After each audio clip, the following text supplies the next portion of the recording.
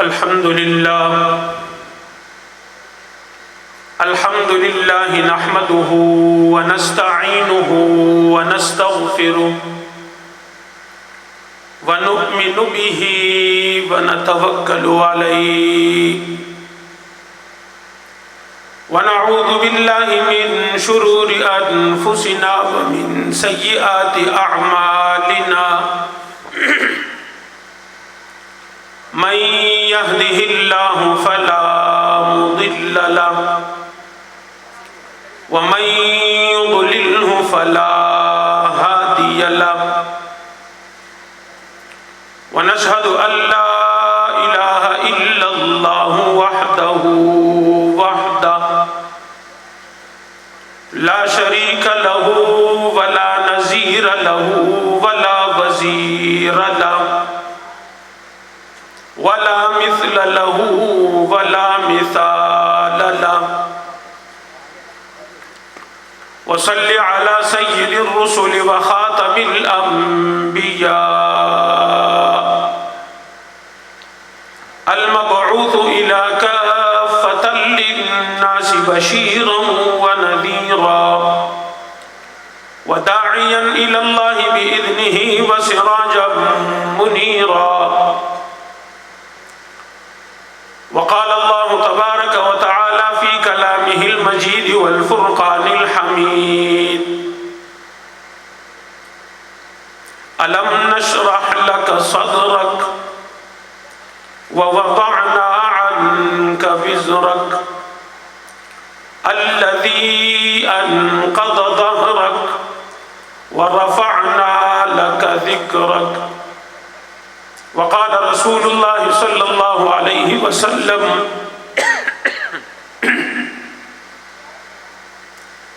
أكرموا أصحابي فإنهم خياركم وقال رسول الله صلى الله عليه وسلم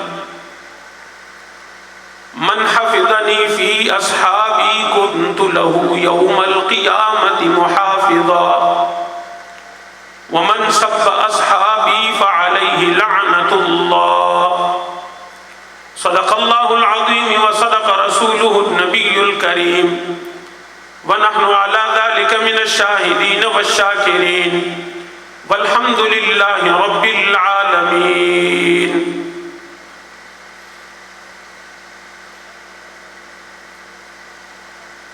ابو بکر و عمر عثمان و علی کو ہم اپنی جا کا سلام لکھیں گے. ابو بکر و عمر عثمان و علی کو ہم اپنی جا کا سلام لکھیں گے. کتاب دل کے ہر ورق پر اپنے معاویہ کی شان لکھیں گے. مل جائے گر ہمیں آسماں کی حکومت اے حسین تو ہر ایک ستارے کی جگہ کسی صحابی کا نام لکھیں گے. اور اسلام کی عظمت کے مینارے ہیں صحابہ گر چاند محمد تو ستارے ہیں صحابہ. وہ چاند جو روشن ہوا بطحا کے افق پر اس چاند کے تابندہ ستارے ہیں صحابہ. ہم فخر سے کہتے ہیں ہمارے ہیں صحابہ واللہ ہمیں جان سے پیارے ہیں صحابہ. اور یہ سچ ہے کہ خطرہ اغیار بہت ہے. یہ سچ ہے کہ خطرہ اغیار بہت ہے پر کیا کرے صحابہ سے پیار بہت ہے.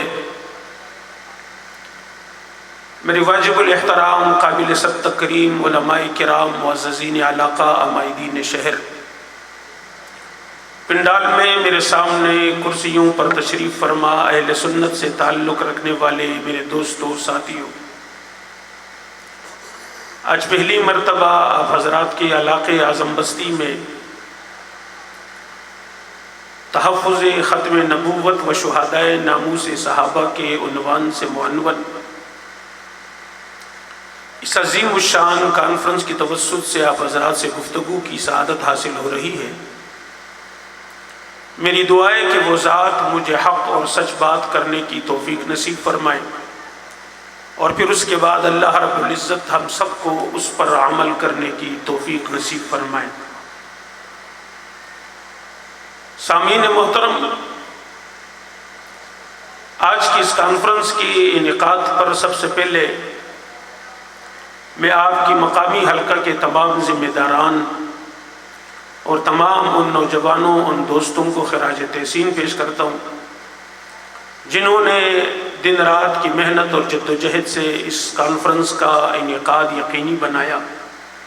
اللہ تعالیٰ ان تمام دوستوں، ساتھیوں کی محنت کو اپنی بارگاہ میں قبول فرمائے، اور اللہ تعالیٰ آپ حضرات کو آمین کہنے کی بھی توفیق نصیب فرمائے۔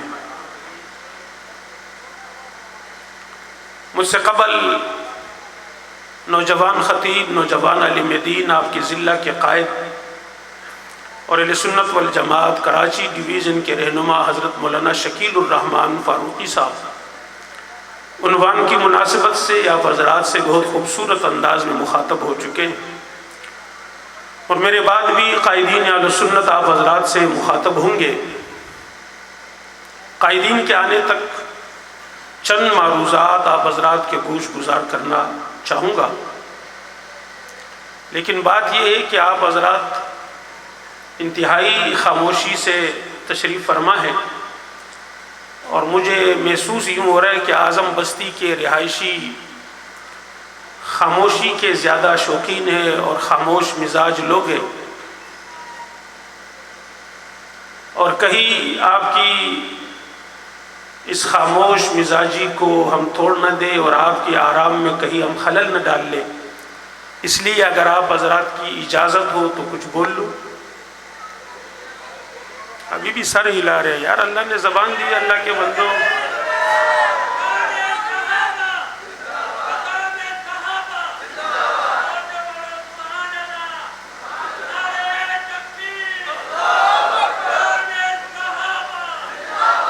ابھی بھی سارے نہیں بول رہے ہیں، پتہ نہیں مسئلہ کیا ہے۔ یا تو آپ حضرات کو اردو سمجھ نہیں آ رہی ہے، شاید پٹھانوں کی اکثریت ہے۔ اردو سمجھ نہیں آ رہی بھائی؟ کس کس کو آ رہی ہے؟ سب کو آ رہی ہے، اور آ کے اوپر سے جا بھی رہی ہے؟ بولو یار اللہ کے بندو۔ مولانا عبدالخالق صاحب، ان کے سامنے بندہ کیا بولے ہے؟ صرف سننے والے قوم ہے۔ تو مولانا عبدالخالق صاحب نے آپ کی سفارش کر لی کہ سننے والی قوم ہے، تو ساتھ ساتھ آج تھوڑی سی اگر آپ کی مزاج گرامی پر گرا نہ ہو تو تھوڑا سا بول بھی لے۔ بولیں گے انشاءاللہ؟ سارے نہیں بول رہے بھائی، مل کے بولے سارے۔ سارے بولیں گے انشاءاللہ؟ بھائی یہ تو اس جماعت کا پروگرام ہے جہاں پروگرام میں آ کر کوئی خاموش بیٹھ ہی نہیں سکتا۔ مقررین کی تقریریں سن کر اور خطاب سن کر جوش اور جذبہ ایسا ابھرتا ہے کہ کوئی خاموش بیٹھ ہی نہیں سکتا۔ تو اس لیے آپ حضرات بولیں گے انشاءاللہ؟ بولیں گے انشاءاللہ؟ یہ تو وہ جماعت ہے کہ اس جماعت کے زندے تو بولتے بولتے، لیکن یہ جب شہید ہو جاتے تو ان کا خون بھی بولتا ہے۔ یہ ایسے لوگ نہیں ہیں، یہ جب تک زندہ ہوتے ہیں تو خود بولتے ہیں، اور جب یہ شہید ہو جاتے ہیں تو پھر ان کا خون بولتا ہے۔ اور یقین نہ آئے تو حال ہی میں اسلام آباد میں جناح کنونشن سینٹر میں علماء کنونشن ہوا، اس کی ویڈیوز دیکھ لے، یوٹیوب پر، سوشل میڈیا پر آپ کو وہاں جماعت اسلامی کا لیڈر بولتا ہوا ملے گا، جمعیت علماء اسلام کا لیڈر بولتا ہوا ملے گا، بریلوی بولتا ہوا ملے گا، دیوبندی بولتا ہوا ملے گا، اور بات وہی جو حق نواز نے کی تھی، بات وہی جو ایثار و اعظم و ضیاء الرحمن اور حیدری نے کی تھی۔ بھائی لوگوں نے کہا یہ کیا ہوا، یہ تو جمعیت علماء اسلام کا ہے، اور یہ جناب وزیر بھی ہے، یہ جماعت اسلامی کا ہے، یہ تو بڑے معتدل پسند لوگ تھے، آج انہیں کیا ہوا کہ وہی بات کہہ رہے ہیں جو آج سے کئی سال پہلے حق نواز کہا کرتا تھا۔ یقین نہیں آتا تو جا کر دیکھ لو۔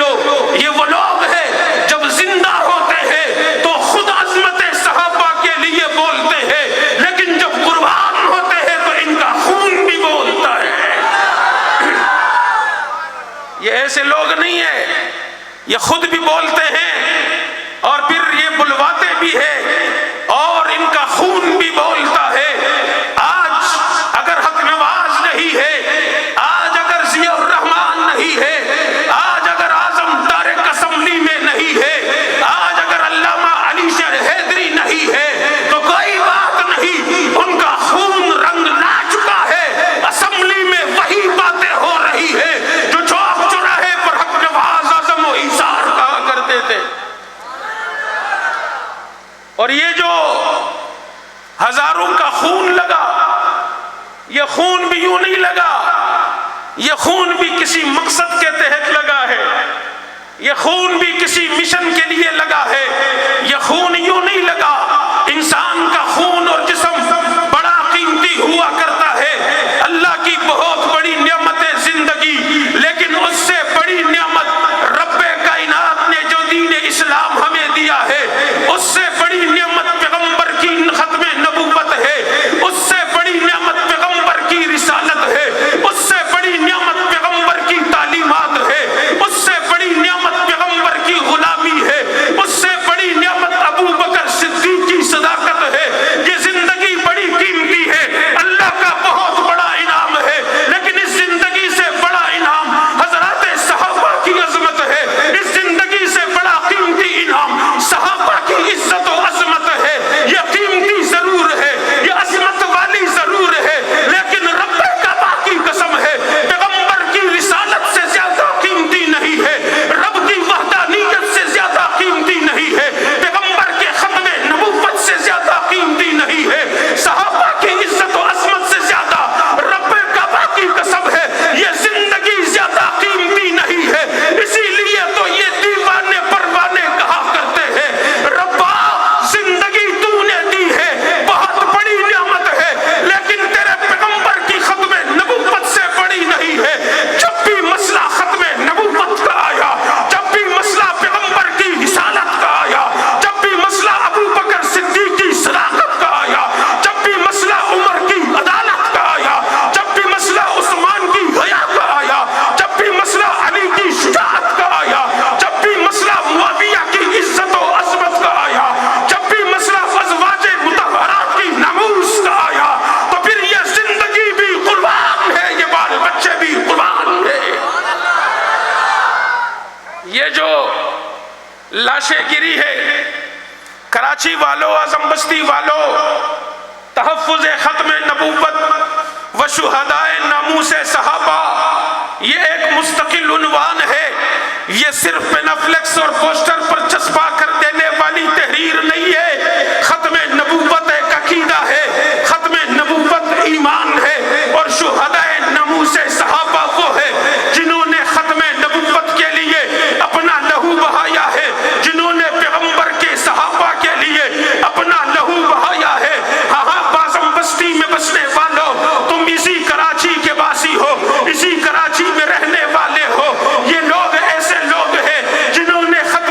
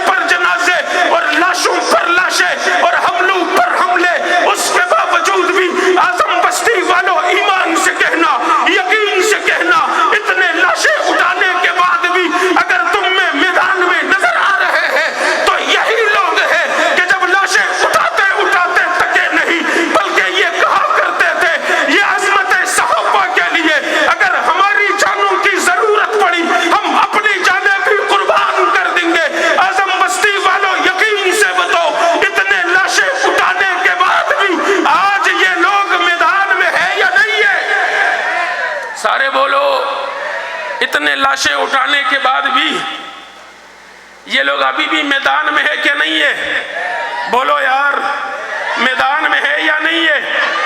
جب اتنے ساری لاشیں اٹھانے کے بعد ختم نبوت پر اور عظمت صحابہ پر اتنا خون دینے کے بعد، اتنا لہو دینے کے بعد، آج بھی یہ لوگ اسی بات پر ڈٹے ہوئے ہیں، آج بھی یہ لوگ اسی مشن پر چل رہے ہیں، تو پھر سمجھ جاؤ نا کہ یار مشن بڑا مقدس ہے۔ پھر تو بات سمجھ میں آ جانی چاہیے کہ یار یہ لوگ کیا ہے۔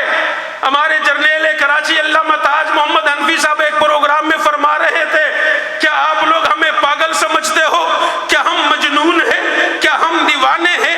یا آپ یہ سمجھتے ہو کہ یہ لاوارث لوگ ہیں، ان کے کوئی رشتہ دار نہیں، گھر بار نہیں، کاروبار نہیں، بچے نہیں، عزیز و اقارب نہیں؟ کیا یہ سمجھ بیٹھے ہو؟ نا، رب کعبہ کی قسم میں فرمایا پاگل بھی نہیں ہے، مجنون بھی نہیں ہے، اپنی زندگی سے پیار بھی ہے، بچے ہم بھی رکھتے ہیں، گھر بار ہم بھی رکھتے ہیں، قوم قبیلہ ہم بھی رکھتے ہیں، رشتہ دار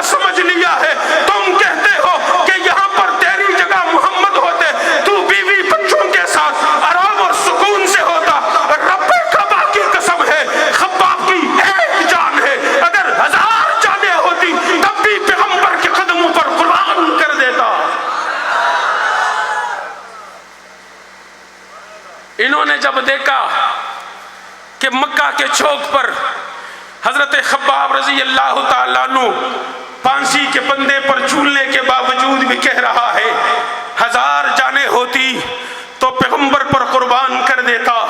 ان لوگوں نے جب حضرت خباب کی داستان کو پڑھا تو پھر یوں بھی کہنے لگے کہ فنا فی اللہ کی تہ میں بقا کا راز مضمر ہے، جسے جینا نہیں آتا، جسے جینا نہیں آتا اسے مرنا نہیں آتا۔ جب حق نواز نے یہ صدا لگائی کہ حضرت خباب نے جناب مکہ کی چوک پر پھانسی کے پندے پر جھولنے کے بعد بھی کہا تھا 1000 جانیں ہوتی پیغمبر پر قربان کر دیتا، آج صحابہ کے غلام بھی کہہ رہے ہیں اگر ایک جاننا 1000 جانیں ہوتی رب کعبہ کی قسم ابو بکر کی جوتیوں پر قربان کر دیتے۔ میرے بھائیو، یہ کوئی معمولی مشن نہیں ہے، نہ کوئی معمولی پیغمبر ہے جس کی ختم نبوت کے لیے یہ گردنیں کٹ رہی ہے اور یہ خون بہ رہا ہے، اور یہ تو ایسے لوگ ہیں۔ لوگوں، مرنا تو ایک دن ضرور ہے کہ نہیں ہے؟ بولو یار، میرے خیال میں تم لوگوں نے مرنا نہیں ہے۔ اعظم بستی والوں لکھوا کر لائے ہو کیا کہ جانا نہیں ہے یہاں سے؟ بولو، موت آنی ہے کہ نہیں آنی؟ بولو، آنی ہے موت؟ آنی ہے؟ تو جب موت نے آنا ہے بستر پر تو پھر کیوں نہ ابو بکر کے جوتیوں پر قربان ہوا جائے؟ لوگ کہتے ہیں، بعض دفعہ ہمارے رشتہ دار بھی، ہمارے لوگ دوست احباب، کہ یار مولوی صاحب یہ کیا کر رہے ہو؟ ہمارے ایک پڑوسی ہے، ابھی کچھ دن پہلے میں کہیں نکل رہا تھا پروگرام کے لیے، وہ سائڈ پر آیا اور کہا مولوی صاحب بہت رسکی زندگی اپنا لی ہے تو نے، بڑا رسک والا راستہ اپنا لیا ہے۔ میں نے کہا یار یہ بتاؤ کہ آپ کی زندگی رسکی نہیں ہے؟ آپ کو یقین ہے کہ آپ اس دکان سے گھر تھوڑے سے فاصلے پر ہے، گھر واپس چلے جاؤ گے؟ اس نے کہا نہیں پھر بھی۔ میں نے کہا یہ پھر بھی کو چھوڑ دو، زندگی سب کی رسکی ہے، کسی کو پتہ نہیں جب رات کو بستر پر سوئیں گے کسی کو یقین ہے کہ صبح اٹھ پائیں گے؟ بولو یار، کوئی ایک شخص ہمیں لکھ کے دے دے کہ ہاں ہمیں یقین ہو تو خدا کی قسم ہم بھی چھوڑ دیں گے۔ بولو، ایسا ہوا نہیں کیا؟ رات کو ہٹا کٹا نوجوان صحت مند گھر آیا، بستر پر سویا اور صبح مردہ پایا گیا، ہوا نہیں ایسا؟ بولو، ہوا نہیں؟ میں نے کہا کہ بات یہ ہے کہ موت کے ڈر سے راستہ چھوڑ دے، یار یہ کیسے ہو سکتا ہے؟ ابھی چند دن پہلے میرے پشین کے بھائی، بلوچستان کے بھائی ہوں گے، ابھی کراچی سے، کوئٹہ سے کراچی آتے ہوئے ایک بس کو حادثہ ہوا کہ نہیں ہوا؟ ہوا۔ 40 لوگ ان میں اس بس میں اس حادثے میں شہید ہو گئے، ڈرائیور سمیت، عملے سمیت۔ کیا بسیں بند ہو گئی؟ بولو، لوگوں نے بس میں سواری کرنا چھوڑ دی، ڈرائیوروں نے بس چلانا چھوڑ دیا۔ کیوں بھائی؟ بس تو گر جاتی ہے، الٹ جاتی ہے، اس میں آگ لگ جاتی ہے، اس میں لوگ جل جاتے ہیں، پھر کیوں اسی بس میں جا رہے ہیں اسی رستے پر؟ بولو، چھوڑ دیا چلانا، لوگوں نے جانا چھوڑ دیا، آنا چھوڑ دیا۔ تو بھائی ہونا تو یہ چاہیے تھا نا کہ موت سے ڈر سے پورے پاکستان کی بس سروس بند ہو جاتی اور ڈرائیور حضرات احتجاج کرتے کہ نہ بھائی اس میں تو موت ہے، ہم نہیں چلائیں گے۔ ہونا یوں چاہیے تھا اگر موت سے ڈرنا ہوتا۔ ابھی کچھ عرصہ پہلے ہمارے ملیر میں ایئرپورٹ کے پاس ایک جہاز آ کر گرا، سارے لوگ جلے کہ نہیں جلے؟ جلے۔ اس کے باوجود یہ سارے کمپنیوں نے اپنے ایئر لائنز بند کر دیے، جہاز اڑنا بند ہو گئے، ایئرپورٹ بند ہو گئے، لوگوں نے جہاز میں جانا چھوڑ دیا؟ نہیں چھوڑا نا۔ تو بھائی جب بس ڈرائیور اس ڈر سے بس نہیں چھوڑتا کہ موت آئے گی، جب جہاز میں سواری کرنے والا اس ڈر سے جہاز میں سواری نہیں چھوڑتا کہ یہ تو گر جائے گی، موت آ جائے گی، تو پھر تم نے سپاہ صحابہ والوں کو اتنا بزدل سمجھ لیا ہے کہ شہادت کے ڈر سے راستہ چھوڑ دے؟ یہ ہو سکتا ہے؟ یہ ہو سکتا ہے؟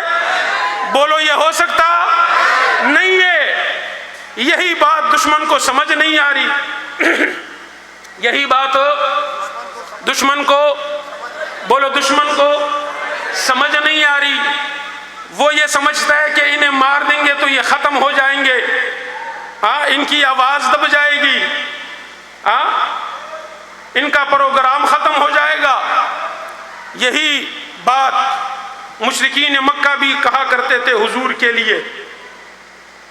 علماء بیٹے سورہ کوثر کی تفسیر آپ پڑھیں نا، اس کا مطالعہ کریں، آپ کو یہی تفسیر ملے گی کہ مشرکین مکہ بھی کہا کرتے تھے کہ جناب جب حضور علیہ السلام کے نوجوان بیٹے اس دنیا سے رخصت ہوتے گئے، آپ کی جو نرینہ اولاد تھی وہ جناب فوت ہونے لگے، ابراہیم، جناب قاسم، جناب عبداللہ، جناب طیب، تو مشرکین مکہ نے کیا کہا کہ اس کی تو نرینہ اولاد نہ رہی، اور یہ جناب ان کی نسل نعوذ باللہ منقطع ہو گئی، نسل تو ختم ہو گئی، اب نرینہ اولاد ہی نہیں ہے، اب بس چند دنوں کی بات ہے، ادھر جناب محمد الرسول اللہ صلی اللہ علیہ وسلم دنیا سے رخصت ہوئے، ادھر ان کا مشن ختم ہو جائے گا، نظریہ ختم ہو جائے گا۔ یہ جملے کستے تھے جب حضور مکہ کی گلیوں پر تشریف لاتے نا، تو یہ بڑے بڑے سرداران جو تھے، عبداللہ ابن ابی اور یہ جناب ابو جہل اور عاص بن وائل اور یہ دوسرے سرداران کہا کرتے تھے کہ وہ دیکھو وہ نسل جس کی نسل منقطع ہوئی، نعوذ باللہ وہ جڑ کٹا جا رہا ہے، اور اس کی دنیا سے جانے کے بعد اس کی آواز دب جائے گی، اس کا نظریہ ختم ہو جائے گا، اس کا مشن ختم ہو جائے گا۔ بتاؤ ایمانداری سے اعظم بستی والوں، پیغمبر دنیا سے رخصت ہوئے، پیغمبر کا راستہ ختم ہوا، پیغمبر کی تعلیمات رک گئی، پیغمبر کا مشن ختم ہوا، پیغمبر پریشان رہنے لگے نا، تو اللہ نے سورہ کوثر کو نازل کر دیا، فرمایا محبوب میں نے تمہیں کوثر عطا کر دیا ہے، تمام محاسن اور تمام علوم اور تمام خوبیوں کا منبع اور مجمع کوثر کا لفظ ہے، اور فرمایا فصلی لربک وانحر ان شانئک هو الابتر، محبوب تو فکر نہ کر، میں تیرے آنے والے تیرے مشن اور تیرے نظریے اور تیرے پروگرام کو قیامت تک جاری اور ساری کرواؤں گا، ان شانئک هو الابتر، اور جو تیرا دشمن ہوگا اس کی نسلیں ختم کر دوں گا، ان کی جڑیں کاٹ کے رکھ دوں گا۔ بتاؤ آج کوئی ابو جہل کی نسل ہے، کوئی ابو جہل کا نام لیوا ہے، کوئی ابو لہب کا نام لیوا ہے، کوئی عتبہ اور شیبہ کا نام لیوا ہے؟ نانا، اللہ نے ان کی نسلوں کو ختم کر دیا ہے، ان کے بات اور نام کو ختم کر دیا ہے، لیکن پیغمبر کے نام کا ڈنکا آج بھی بج رہا ہے، پیغمبر کی تعلیمات کا چرچا آج بھی ہو رہا ہے، پیغمبر کی جناب محاسن اور سیرت کا چرچا آج بھی ہو رہا ہے، اور انشاءاللہ قیامت تک بھی یہ سلسلہ چلتا رہے گا۔ یہ یوں نہیں ہے کہ جناب جب یہ ختم ہوئے تو ان کا مشن بھی ختم ہوگا، نانا، ایک حق نواز کو تم نے مارا، آج الحمدللہ ہر گھر میں حق نواز ہے کہ نہیں ہے؟ بولو، ہر گھر میں حق نواز ہے کہ نہیں ہے؟